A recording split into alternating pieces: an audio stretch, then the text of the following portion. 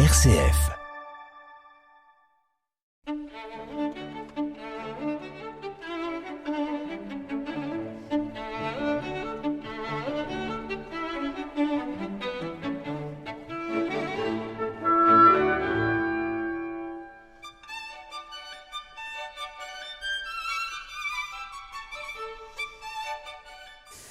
Bonjour chers auditeurs et auditrices, Clotilde Nissens au micro dans l'émission Engagez-vous. Engagez-vous est une émission dans laquelle je rencontre chaque fois quelqu'un de motivé, d'actif dans notre région bruxelloise.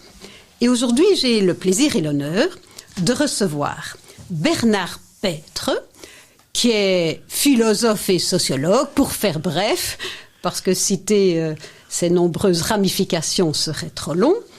Et pourquoi l'ai-je invité ? Parce que je trouve qu'il a des choses à nous dire. Il est aussi accompagnateur de personnes en recherche, qui cherchent quelque chose. Il facilite les relations, il améliore la recherche de la sérénité, du bonheur, du progrès. C'est moi qui invente les termes. Et je trouvais que interroger quelqu'un qui, dans notre société, aide les gens à améliorer leurs relations, essentiellement, c'est important.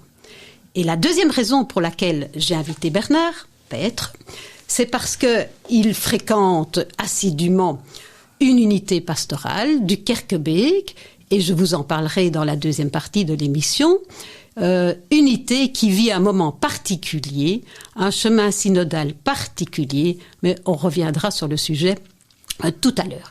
Alors, bonjour cher Bernard. Bonjour. Alors, dites-nous un peu mieux ce que vous faites, mieux que je ne l'ai fait. Voilà. Alors, c'est un tout petit peu compliqué, à la fois très simple d'expliquer ce qu'on fait, ce que je fais. Mais je crois que tout le monde a pu constater que, on va dire depuis les années 70, donc depuis une cinquantaine d'années, notre société a beaucoup évolué. Et ce qu'on appelle le lien social, c'est-à-dire en gros les relations entre nous ont beaucoup évolué. Si on prend le cas de la famille, les relations entre les parents et les enfants ont évolué, les relations entre les élèves et les professeurs ont évolué, les relations entre les chefs d'entreprise ou les dirigeants d'entreprise et les salariés ont évolué. Enfin, on pourrait faire un énorme inventaire. Et au fond, quand je suis sorti de mes études, je me suis dit, beaucoup de gens, du moins dans le monde francophone, critiquent un peu cette évolution et font l'inventaire de ce qui se perd, parce que c'est vrai que comme dans toute évolution, ben évidemment, un certain nombre de choses se perdent. Et moi, j'ai décidé de faire l'inverse, c'est-à-dire de me concentrer sur ce qui s'invente. Donc, quelles sont les nouvelles formes de relations, de collaboration, d'accompagnement qui se développent? Et en tant que sociologue, philosophe, je m'intéresse tout particulièrement à un point particulier, c'est ces nouvelles manières de faire. Grâce à quoi ça marche? Qu'est-ce qui fait que dans certains groupes, ça marche et dans d'autres pas? Alors, pour que tout le monde voit bien de quoi je parle, je vous donne un exemple très concret. Lors d'une journée pédagogique dans une école fondamentale, on est dans une classe parce qu'il n'y a pas de salle pour réunir tous les professeurs et je constate après une heure ou deux que sur le banc de chaque élève se trouve un cube qui ne coûte rien, c'est une feuille A4 qu'on a découpée dont on a fait un cube et que sur chaque face du cube se trouve un message. Donc par exemple sur une face du cube il est marqué « Au secours, je suis bloqué ». Sur une autre face du cube, il est marqué tout va bien. Sur une troisième face du cube, il est marqué j'ai terminé, je suis disponible. Et donc je demande à l'enseignante de quoi il s'agit. Et elle me dit, c'est très simple, quand les élèves font un travail en individuel, moi, je ne m'occupe plus des relations entre eux, c'est-à-dire que chaque élève a pour mission d'afficher sa situation, où il en est par rapport à l'exercice, et de regarder où en sont les autres élèves, et donc ils s'arrangent entre eux. Le plus évident, évidemment, c'est que celui qui a fini va aider celui qui est bloqué, ou que deux qui ont fini comparent leurs réponses, ou s'expliquent les différences dans leurs réponses. Voilà, en fait, une nouvelle manière de faire, c'est un peu caricatural peut-être de le dire comme ça, mais de dire, voilà, les élèves vont collaborer entre eux comme un réseau, un peu comme sur les réseaux sociaux, pour ce temps précis et bien délimité, d'une manière qui est bien définie, et du coup, le professeur va préparer la leçon suivante, etc. Alors, c'est vous qui aviez inventé ce système? Pas du tout. Ah non, vous pas l'avez du tout. observé. Alors, moi, mon métier... Ah oui. Ou mon activité plutôt qui combine beaucoup de métiers, c'est au fond, d'une part, quand je vois quelque chose comme ça, de le faire connaître, c'est-à-dire après de l'enseigner dans des formations, d'en parler, de l'expliquer, de voir à quelles conditions ça marche, parce qu'on pourrait imaginer que les élèves ne s'en sortent pas ou qu'ils fassent tous avec leur cube une boule de papier et qu'ils disent « ça nous intéresse pas ». Et dans certains cas, c'est ce que je préfère évidemment, c'est d'inventer des choses de ce type-là, c'est-à-dire d'inventer. Donc voilà, ça ce sont un peu mes différentes activités, mais qui toutes ont au fond comme très commun le fait que chaque individu dans le monde d'aujourd'hui a davantage de liberté qu'il y a 20 ou 30 ans. Aujourd'hui, un enfant peut choisir une religion, par exemple, différente de celle de ses parents. Aujourd'hui, chacun peut choisir comment il a envie de s'habiller, comment il a envie de manger, comment il a envie d'éduquer ses enfants, par exemple. Et donc, cette liberté, c'est vrai que ça a déstructuré un certain nombre de choses. C'est vrai que ça pose un certain nombre de problèmes. C'est vrai aussi que ça nous donne une nouvelle responsabilité, puisque la liberté entraîne une forme de responsabilité. Mais ça permet aussi des choses tout à fait extraordinaires. Si vous regardez, par exemple, ceux qui connaissent les scouts ou les guides, comment certains groupes scouts ou guides arrivent à une forme de ce qu'on appelle une auto-organisation, c'est-à-dire il y a des chefs, il y a des responsables, mais l'essentiel de ce qui se passe se fait dans une forme d'auto-organisation où chacun va contribuer parce qu'on sait bien à quoi on veut arriver, et donc chacun va mettre toute son énergie au niveau du projet, ça donne des choses assez extraordinaires. Voilà. Et donc, si je comprends bien, vous avez pris conscience du changement de la société, qui n'est plus une organisation verticale autoritaire, avec des contraintes, j'ai envie de dire, dogmatiques ou classiques, et votre façon de travailler, c'est plus une société horizontale qui doit s'organiser et trouver des nouvelles méthodes pour vivre ensemble. C'est un peu ça ?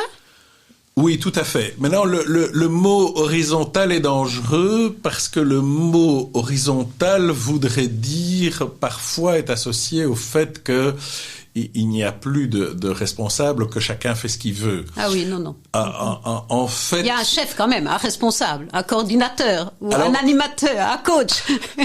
Alors, sans entrer dans des choses techniques trop complexes, on pourrait dire que on est passé, ou on passe dans un certain nombre d'organisations, d'un chef qui est un héros. Le héros, c'est c'est Napoléon pour Narcole, c'est celui qui va devant, c'est celui qui donne la direction, c'est l'appel du 18 juin du général de Gaulle, c'est en avant, suivez-moi, je connais le chemin. On est passé d'un responsable héros à un responsable hôte. C'est-à-dire que le responsable, c'est celui qui va mettre les gens en cercle et qui va veiller sans cacophonie, je dirais, non pas à ce que chacun fasse ce qu'il veut, mais à ce que, au travers d'un équilibre entre les personnes, chacun donne le meilleur de lui-même. Hein? On peut, je crois que l'analogie la plus pédagogique que j'ai trouvée depuis que j'ai commencé à travailler, c'est au fond l'auberge espagnole. Hein? Quand on fait une auberge espagnole, il y a quand même quelqu'un qui définit pourquoi on est là. Parce qu'on peut faire une auberge espagnole pour un mariage, pour des funérailles, pour une pendaison de crémaillère, pour se défouler après le confinement. Il y a beaucoup de raisons de faire. Donc il y a quand même quelqu'un qui donne une finalité, un projet. Ensuite, il y a quand même une forme d'organisation qui facilite les choses, de dire, par exemple, vous annoncez à l'avance si vous amenez l'entrée, le plat ou le dessert. Ou par exemple, de dire, voilà, c'est 3 € par personne, parce que personne n'a envie de paraître pour le riche qui dépense de l'argent si tout le monde a mis moins, ou personne n'a envie de paraître pour le pingre ou le radin qui veut pas partager si tout le monde a mis plus. Donc il y a un certain nombre de repères, mais à partir de là, se développent ce qu'on appelle les propriétés émergentes, c'est-à-dire que moi, je sais qu'il y a une auberge espagnole chez mes amis pour la fin du confinement, qu'on va se défouler. Je vais faire ma part, donc je vais amener une boisson dans le budget convenu. Mais, je sais pas moi, si je joue de la musique et de la guitare électrique, je vais l'amener en plus. Vous voyez, donc on va avoir un résultat supérieur. On voit ça très très bien dans le sport, hein, dans le sport d'équipe. On voit très bien que certaines équipes sont des additions de joueurs. Donc on a acheté des attaquants, des milieux de terrain, des défenseurs, un gardien, et puis on les met ensemble. Mais on n'a pas plus que les 11 joueurs. Mm-hmm. Alors qu'on voit bien que dans les grandes équipes, toutes les relations qui se créent entre les joueurs font que chaque joueur aide l'autre joueur à mieux jouer et que finalement, c'est ça les propriétés émergentes, hein, on crée plus. Donc au fond, je ne sais pas si c'est tout à fait compréhensible ce que je dis, voilà, mais au fond, la question que je pose dans les organisations, c'est de dire, est-ce que vous obtenez votre résultat ? Mm-hmm. Donc, pour une entreprise, est-ce que vous êtes profitable? Est-ce que vos produits sont de qualité? Et puis ensuite, quelles sont les propriétés émergentes que vous développez? C'est-à-dire votre manière de travailler. Est-ce qu'elle augmente l'appétit des gens pour travailler ou est-ce qu'au contraire, elle les démotive? La manière dont vous travaillez, est-ce qu'elle permet à chacun d'exprimer ses talents ou est-ce qu'au contraire, elle transforme les gens en machines? La manière dont vous travaillez, est-ce qu'elle développe la créativité de chacun ou est-ce qu'elle développe... Vous voyez, qu'est-ce que vous développez en plus du résultat? C'est ça. Et donc, dans ce cadre-là, je suis déjà intervenu dans des hôpitaux, j'ai travaillé avec des éboueurs, j'ai travaillé avec des financiers, j'interviens régulièrement dans les écoles, hein, parce que, par exemple, on pourrait se dire, à la fin du fondamental, il faut réussir le CEB, ok, hein, on a 90 ou 95% de réussite au CEB, on a le résultat, mais qu'est-ce qu'on a développé en plus? Qu'est-ce que notre manière de travailler a semé chez les enfants et en quoi notre manière de travailler a épuisé les professeurs ou au contraire leur a permis d'avoir un rythme qui est tenable sur la durée. Ça, c'est vraiment le cœur de mon travail. Nous allons faire maintenant une première pause musicale et nous reprendrons alors notre conversation intéressante d'ici quelques instants. À quoi sert une chanson si elle est désarmée? Me disaient des Chiliens, bras ouverts, poings serrés, comme une langue ancienne qu'on voudrait massacrer.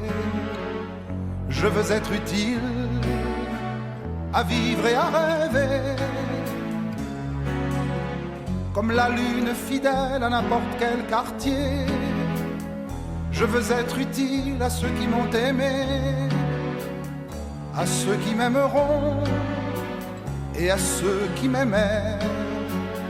Je veux être utile à vivre et à chanter. La, la, la, la, la, la, la, la, la.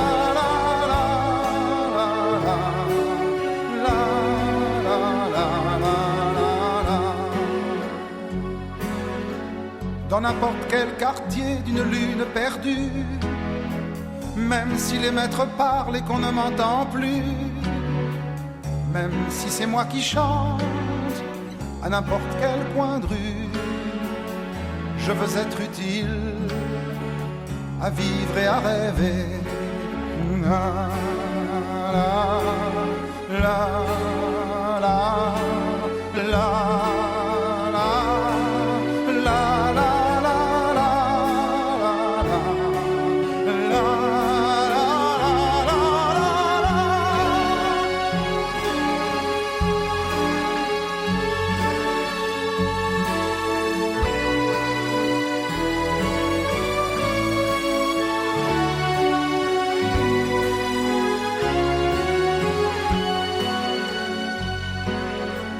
À quoi sert une chanson si elle est désarmée, me disaient des Chiliens, bras ouverts, poings serrés, comme une langue ancienne qu'on voudrait massacrer.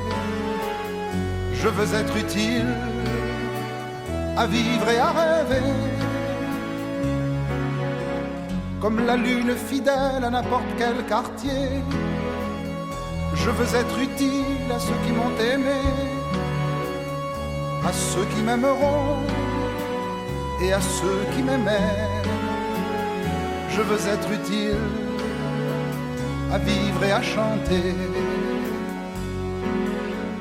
À quoi sert une chanson si elle est désarmée?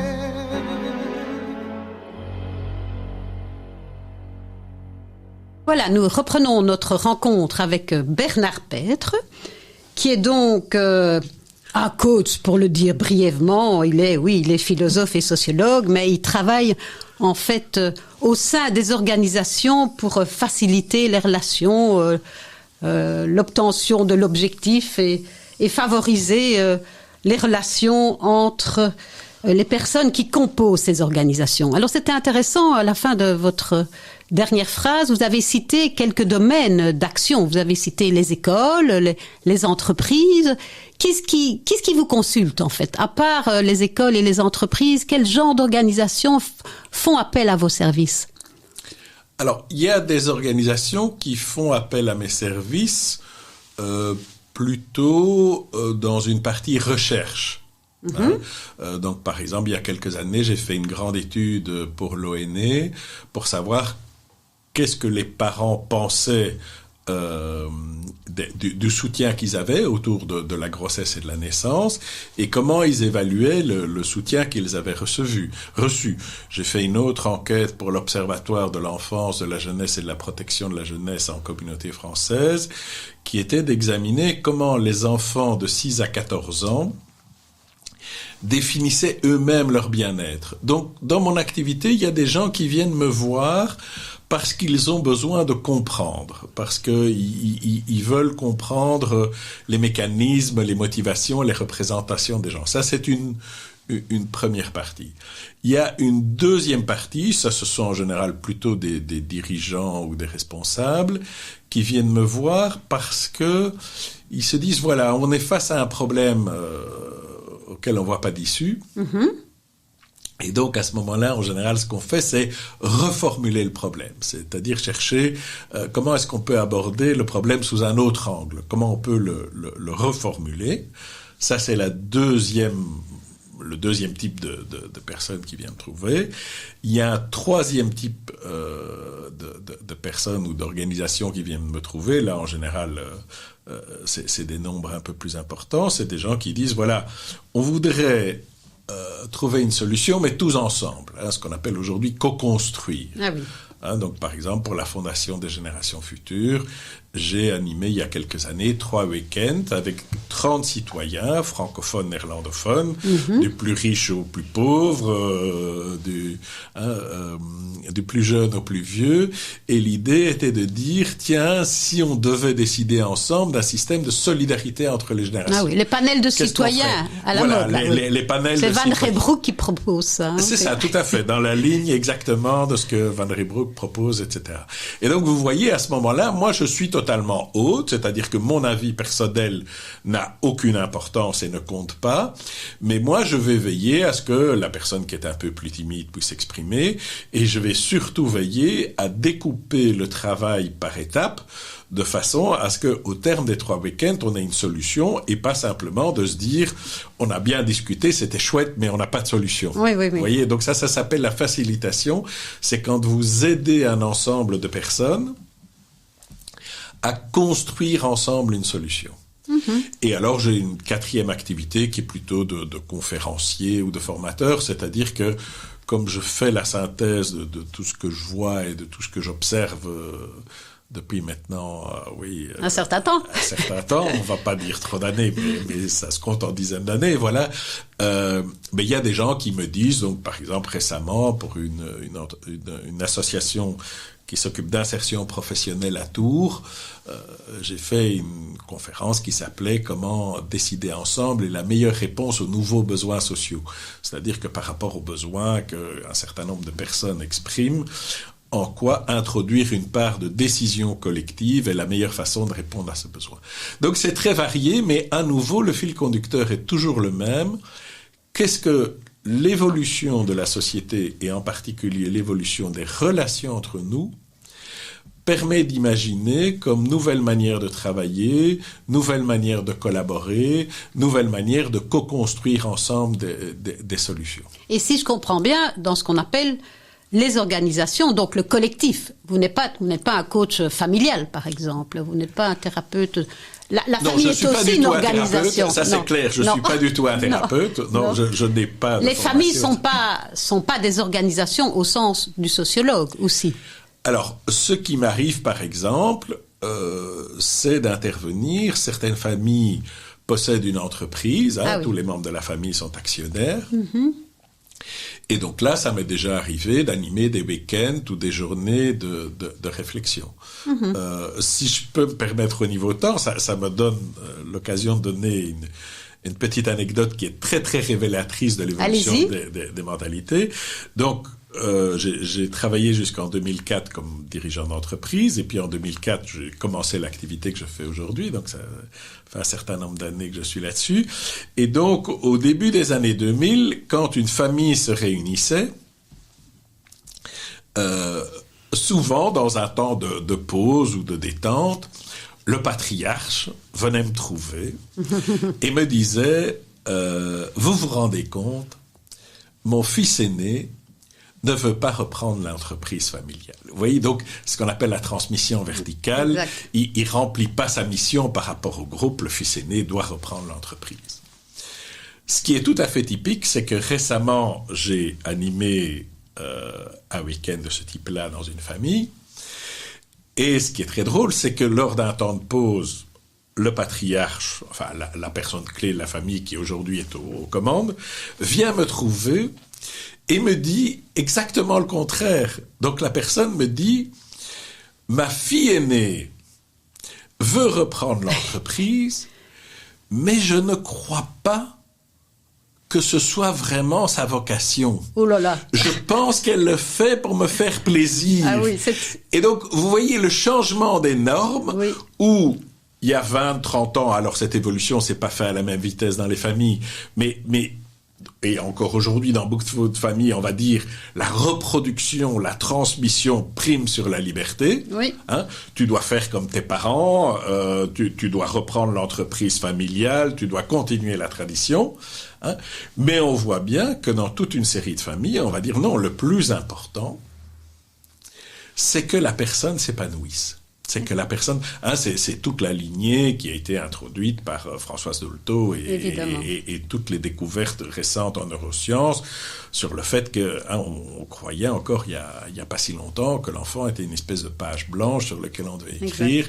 On sait aujourd'hui que dès la conception il y a toute une série de choses qui s'impriment et que en fait il y a tout pour ceux qui ont fait de l'aptonomie, moi je suis un grand fan de l'aptonomie qui consiste donc pour le papa en général à entrer en contact avec le bébé pendant la grossesse, on voit qu'il y a déjà tout un dialogue, rien qu'en mettant les mains sur le ventre. Le rôle du père a fondamentalement évolué. Il y a déjà tout un dialogue et donc on va dire c'est plutôt que d'être dans une logique mécanique, Ou quand moi j'étais à l'école, on disait les 6 années d'études, c'est comme construire une maison, c'est comme construire une voiture, c'est-à-dire quelque chose d'assez mécanique. On fait un plan et puis on assemble.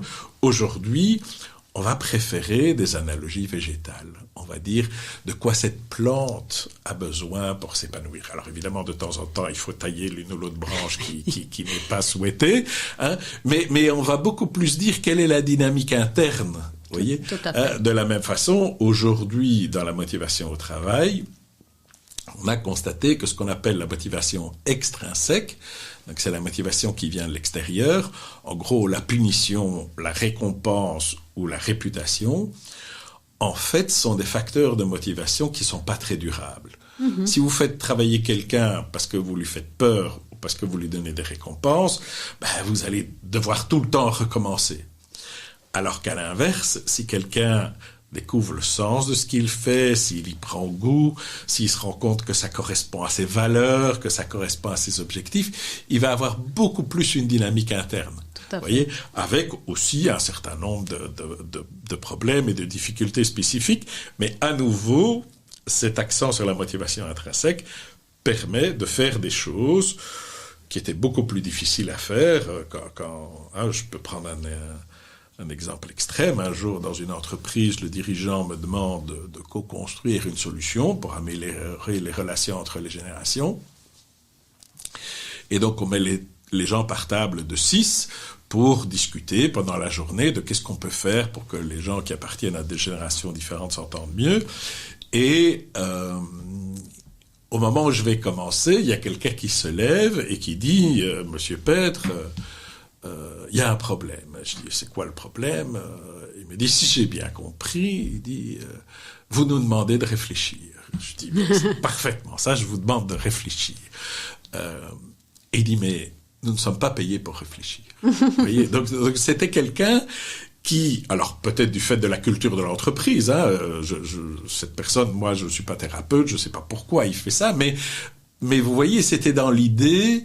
ne me demandez pas, moi, d'avoir un avis, ça c'est le rôle du chef.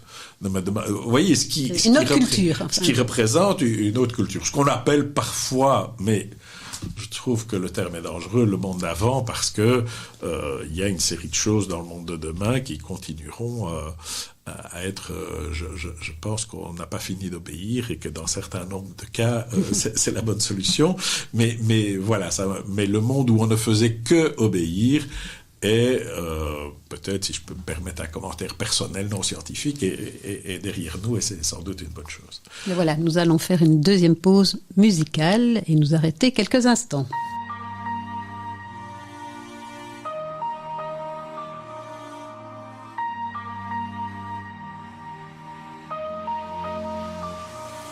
Au fond, je crois que la terre est ronde, pour une seule bonne raison. Après avoir fait le tour du monde, tout ce qu'on veut c'est être à la maison. T'as besoin d'une voiture pour aller travailler. Tu travailles pour rembourser la voiture que tu viens d'acheter. Tu vois le genre de cercle vicieux, le genre de truc qui donne envie de tout faire sauf de mourir vieux. Tu peux courir à l'infini, à la poursuite du bonheur. La terre est ronde, autant l'attendre ici. Je suis pas feignant mais j'ai la flemme, et ça va finir en arrêt maladie pour toute la semaine.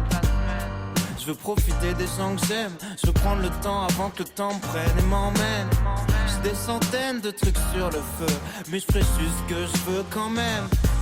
Au fond, je crois que la terre est ronde, pour une seule bonne raison. Après avoir fait le tour du monde, tout ce qu'on veut c'est être à la maison. Au fond, je crois que la terre est ronde, pour une seule bonne raison. Après avoir fait le tour du monde, tout ce qu'on veut c'est être à la maison. Les rappeurs qu'un donnent les mêmes conseils que mes parents. Fais ce que tu veux dans ta vie mais surtout fais de l'argent. J'essaye de trouver l'équilibre. À quoi ça sert de préparer l'avenir si t'oublies de vivre? En caleçon qui me sert de pyjama, au lieu de lécher mon patron pour une avance qui me filera pas. Ce soir je rameuterai l'équipe. En attendant merci d'appeler, mais s'il te plaît parle après le bip. Aujourd'hui je me sens bien, je voudrais pas tout gâcher, je vais tout remettre au lendemain. Y'a vraiment rien dont j'ai vraiment besoin, on verra bien si je me perds en chemin. Au fond, je crois que la terre est ronde, pour une seule bonne raison. Après avoir fait le tour du monde, tout ce qu'on veut c'est être à la maison. Au fond, je crois que la terre est ronde, pour une seule bonne raison. Après avoir fait le tour du monde, tout ce qu'on veut c'est être à la maison. Pourquoi faire tout de suite tout ce qu'on peut faire plus tard? Tout ce qu'on veut c'est profiter de l'instant. On s'épanouit dans la lumière du soir. Tout ce qu'on veut c'est pouvoir vivre maintenant. Pourquoi faire tout de suite tout ce qu'on peut faire plus tard? Tout ce qu'on veut c'est profiter de l'instant. On s'épanouit dans la lumière du soir. Tout ce qu'on veut c'est pouvoir vivre maintenant. Au fond, je crois que la terre est ronde, pour une seule bonne raison. Après avoir fait le tour du monde, tout ce qu'on veut c'est être à la maison. Au fond, je crois que la terre est ronde, pour une seule bonne raison. Après avoir fait le tour du monde, tout ce qu'on veut c'est être à la maison. Au fond, je crois que la terre est ronde, pour une seule bonne raison. Après avoir fait le tour du monde, tout ce qu'on veut c'est être à la maison.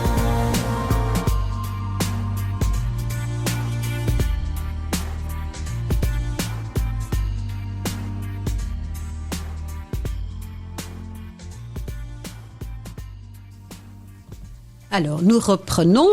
Vos dernières phrases sont éclairantes. La société a changé, c'est le moins qu'on puisse dire.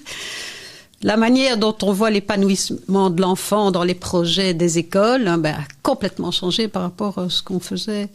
J'ai envie de dire, notre génération, pour faire bref, ou surtout encore celle de nos parents ou nos grands-parents. Et donc, tout ça demande une adaptation. Alors, Bernard Pêtre, il y a une organisation qui s'appelle l'Église.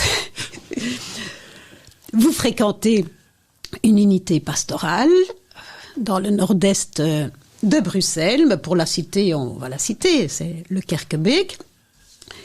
Alors, toutes les unités pastorales sont intéressantes pour le moment, puisqu'il y a un chemin synodal qui a été initié par le pape et que les paroisses et les églises en Europe et dans les autres continents demandent en fait aux laïcs, aux paroissiens, d'entrer dans une dynamique nouvelle et de co-construire quelque chose. Alors, à l'unité pastorale du Kerkebeek, il se fait qu'il y a un événement important. Cette unité est dirigée par une sœur Anne, pour ne pas la citer, ou pour la citer, qui va bientôt partir, d'ici quelques mois, et qui est en fait la responsable de cette unité. L'évêque, en son temps, a nommé une femme, une religieuse, comme coordonnatrice responsable de l'unité pastorale avec 5 clochers. Cette dame s'en va, et donc se pose la question,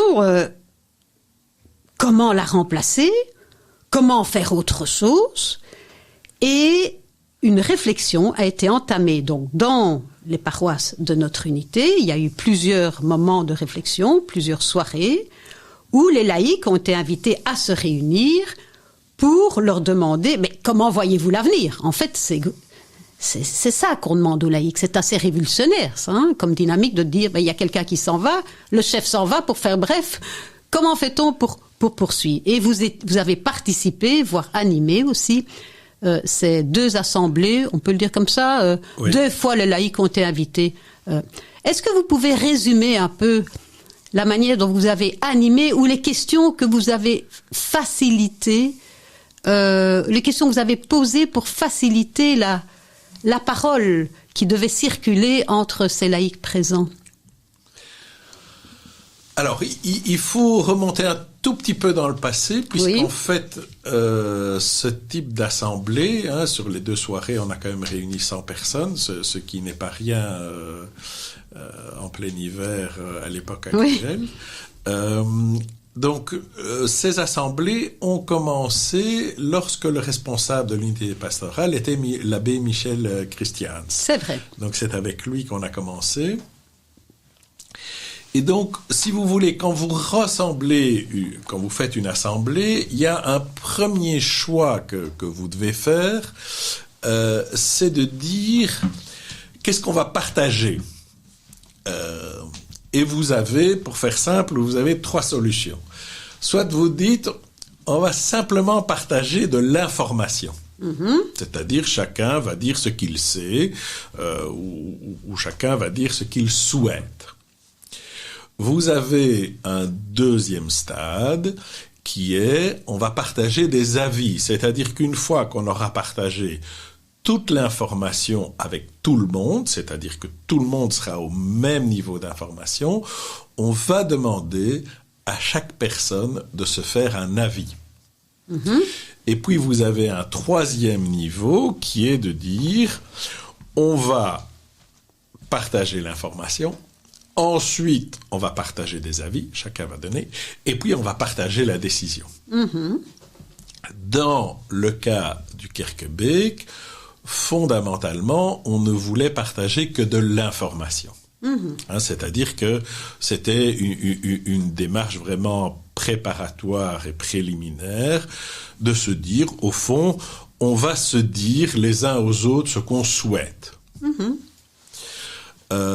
L'avantage, c'est que comme on avait déjà fait un certain nombre d'assemblées, il y a toute une série de personnes qui sont rodées à la méthode. Voilà, donc je dirais que ce qu'on a fait n'est pas très représentatif de ce qu'on ferait si c'était la première fois. Donc très concrètement, qu'est-ce qu'on fait ? On commence par ce qu'on appelle une inclusion, c'est-à-dire qu'il faut que tout le monde se sente accueilli, il faut que tout le monde se sente à l'aise, et en même temps, idéalement, il faut un petit échauffement. Alors, comme on ne savait pas demander à chaque personne comment vas-tu, est-ce que ta santé va bien, est-ce que ton boulot va bien, etc., mais qu'on voulait quand même que chaque personne prenne la parole au moins une fois au début de la rencontre, on a commencé par quelque chose d'assez tonique, puisqu'on a demandé à chaque personne individuellement de dire ce qu'elle ne voulait pas. Oui. Donc de dire, voilà, ce que je ne veux pas, c'est ça. Ensuite, je dis, du fait de l'expérience, on a pu faire confiance aux gens, et donc on avait déterminé 6 thèmes qui correspondent un peu aux 6 dimensions de la responsabilité d'un responsable d'unité pastorale. Et pour chaque thème, il y avait une table, donc on était à l'église Sainte-Suzanne, donc on avait dispersé 6 tables dans l'église. La deuxième session s'est faite à l'église Notre-Dame, où là aussi on avait mis 6 tables. Et à chaque table, il y avait 2 personnes qui recueillaient, sous forme de carte mentale, pour ceux qui connaissent, tous les avis de tout le monde et qui étaient chargés de veiller à ce que tous les avis soient notés, à ce que tous les avis soient lisibles. Et ensuite, on a laissé les gens passer d'une table à l'autre. À nouveau, on peut mettre des systèmes plus contraignants avec des timings et des choses comme ça. Ici, comme les gens étaient rodés, on a laissé chacun aller à la table qu'il voulait et y passer le temps qu'il voulait. Toujours pour définir le profil de la personne éventuellement qui remplacerait, c'est ça. Et donc, si vous voulez, les 6 questions, par exemple, la première question, c'était de dire, la première dimension d'un responsable d'unité pastorale, c'est d'incarner l'unité pastorale. Oui. Eh bien, il y avait une table où chacun a dit, voilà, comment est-ce que moi je souhaite. Il ne s'agissait pas tellement de faire le profil de la personne pour dire elle doit être grande, belle, ou petite ou musclée, mais plutôt pour dire, voilà, dans la manière dont elle va incarner l'unité pastorale, une des choses, par exemple, de mémoire qui a été dite, je veux qu'elle fasse très attention aux plus fragiles. Je veux qu'elle fasse très attention aux plus timides. Je veux qu'elle fasse très attention aux exclus. Dans la manière d'incarner, donc après, est-ce que c'est dans sa manière de communiquer, de parler, etc., ce serait à la personne, selon son charisme personnel, à le faire. Mais voilà, dans l'incarnation, on ne veut pas que la manière dont elle représente l'unité constitue une barrière ou empêche certaines personnes en difficulté ou plus timides ou certaines personnes qui se sentent un peu à l'écart de participer à nos activités. On ne veut pas être excluant. Voilà, ça c'est par exemple une des choses qu'on a dites. Une des choses qu'on a dites aussi, par exemple, donc une des 6 dimensions, c'était l'organisation. C'était de dire, il faut que même dans l'organisation, on reste inspiré par l'Esprit Saint. Il ne s'agit pas par exemple, de séparer entre un gestionnaire qui ne penserait que mètre carré, facture de chauffage et optimisation, et d'un autre côté le spirituel. Il faut que dans l'organisation, et c'est quelque chose de très concret parce que sous l'église se trouvent les locaux des mouvements de jeunesse, et que les mouvements de jeunesse ont une liberté qui les amène parfois à certaines choses moins souhaitables, et donc on pourrait se dire un gestionnaire pur ferait simplement une colonne de plus et de moins, et pourrait conclure adieu les mouvements de jeunesse sous l'église, et tout le monde a dit non. Avoir les mouvements de jeunesse sous l'église, ça fait vraiment partie de notre mission, donner un endroit aux jeunes où ils peuvent vivre des choses à eux, à leur manière, ça fait partie, même si par ailleurs, c'est pas toujours facile de cadrer dans certains moments, mais ça fait partie de notre mission. On ne peut pas voir les choses, on ne veut pas d'une gestion matérielle, uniquement matérielle. Voilà, par exemple, ça c'est un autre point qui est ressorti. Mais vous voyez, l'évêque nous avait envoyé une lettre nous demandant, je dirais en gros ce que nous souhaitions. Donc nous, on n'avait pas de candidat à sélectionner, on n'avait pas un appel à poste à faire, mais simplement on voulait que toutes les personnes qui sont, je dirais, pas forcément dans la petite équipe d'animation de l'unité pastorale, mais pas forcément non plus les 500 ou 600 personnes qui viennent à la messe, mais donc les 100 personnes qui sont un peu l'entre-deux, c'est eux aussi qui venaient aux assemblées du Kerkebeek, puissent dire, voilà, on pose un certain nombre de balises et de repères, et donc, par exemple, dans ce que nous ne voulons pas, il y a un compte-rendu qui a été fait, mais il y a une série de choses qui ont été très, très clairement dites. Et donc, à la base, c'est l'évêque qui a demandé à la paroisse, à l'unité, de se réunir pour donner leur avis sur la vision qu'ils ont de la personne qui viendra éventuellement remplacer la personne actuelle. Alors, c'est l'évêque qui a demandé ça. Alors, je vous avoue que moi, je suis entré dans le processus un peu plus loin, mais pour autant que je sache, l'évêque a demandé à 3 personnes de l'unité pastorale d'organiser quelque chose.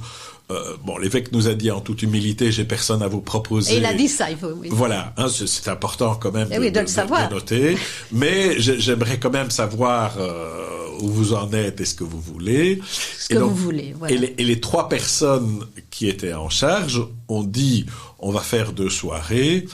Et moi, comme je ne peux pas prendre des responsabilités régulières parce que je suis régulièrement à l'étranger, j'ai des plannings trop irréguliers, j'ai toujours dit à l'unité pastorale, voilà, s'il y a des soirées à faciliter, je veux bien le faire. Donc j'ai été trouver les 3 personnes.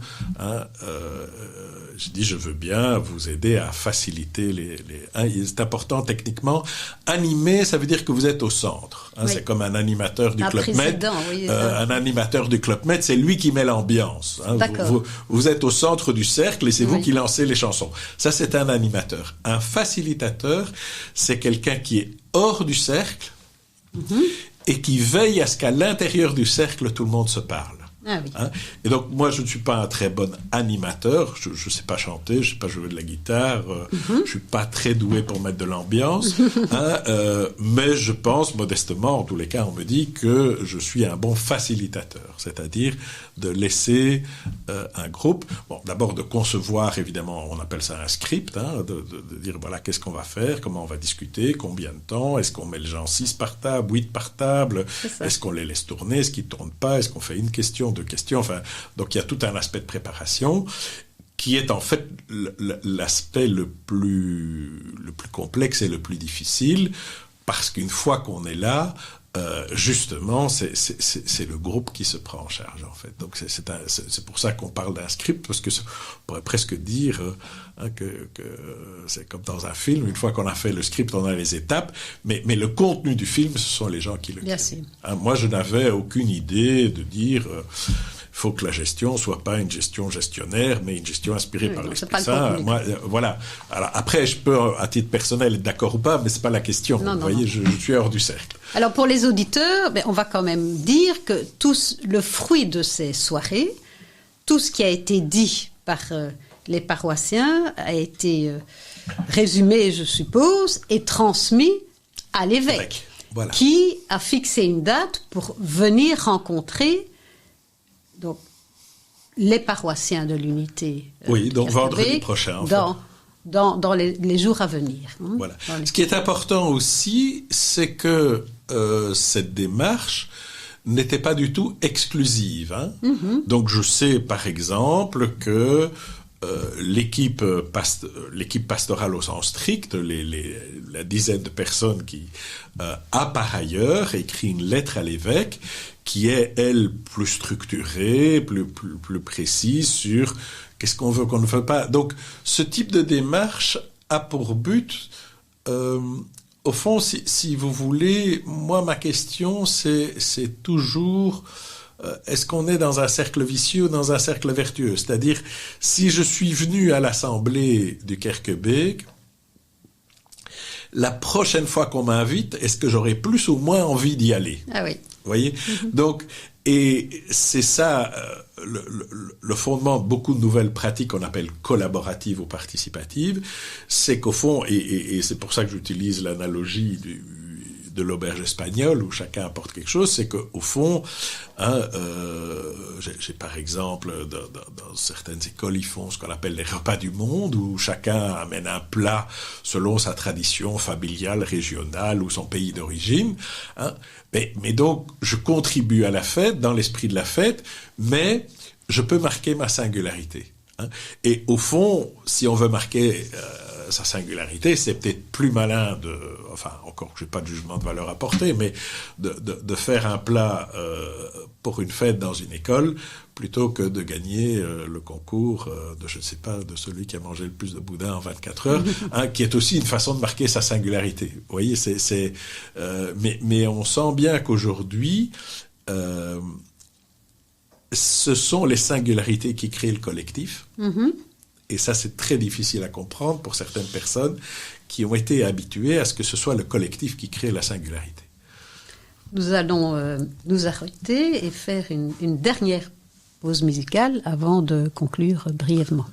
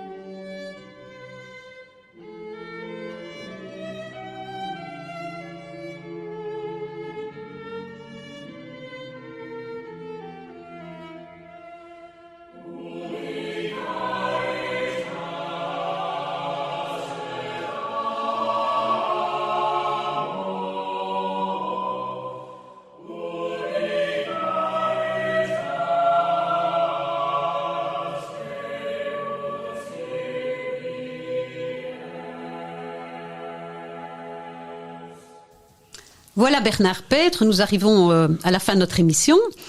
Alors je vais vous poser une question personnelle.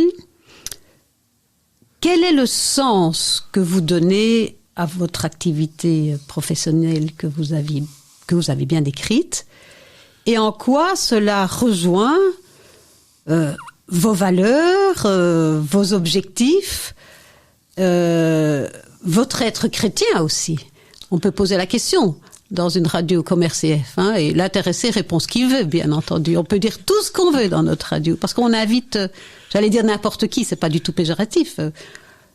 Tous ceux qui ont envie de parler, qui ont une parole, on les invite. Et on leur pose souvent la question, mais pourquoi vivez-vous ? Je vous laisse répondre. Alors, je crois profondément qu'il n'y a pas de raison de vivre. Je crois qu'on est là pour vivre.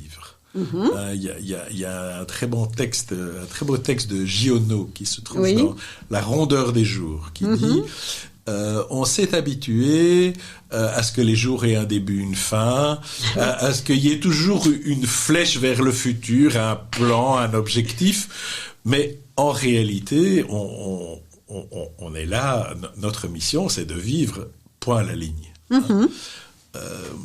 Moi, il y a des années de ça, au début des années 2000, donc j'ai eu un cancer, je suis passé vraiment tout auprès de la mort, et il y a un petit livre qu'on m'avait donné à l'UCL, le service de la pastorale de l'UCL m'avait donné un petit livre sur Sagesse d'un pauvre, sur Saint François d'Assise, où Saint François d'Assise passe une horrible crise, et en gros, finalement, il s'est dit, Dieu existe et ça suffit. Moi, je pense que l'amour existe et que ça suffit. Que si on se dit que l'amour existe, quelles que soient les bêtises ou les choses merveilleuses qu'on peut faire en tant qu'être humain, mais l'amour regagnera toujours. Alors, dans ce cadre-là, pour faire bref, j'ai le sentiment que, en tant qu'être humain, nous n'avons développé à ce stade-ci, je parle en moyenne, je ne parle pas des grands sages ou des figures qu'on connaît, historiques ou actuelles, je pense que chacun d'entre nous n'a développé qu'une toute petite partie de son potentiel. Et donc, je crois que la liberté qu'on a donnée à l'individu, dans la suite des droits de l'homme, dans la suite d'une certaine forme de prospérité, je crois que c'est une occasion fantastique de développer notre potentiel en tant qu'individu, mais que la rencontre de l'autre, la rencontre de la différence, est un outil dont il serait idiot de se priver. Vous voyez, c'est-à-dire, je pense que nos sociétés ont beaucoup fonctionné sur la rencontre du même. Pensons simplement aux règles du mariage.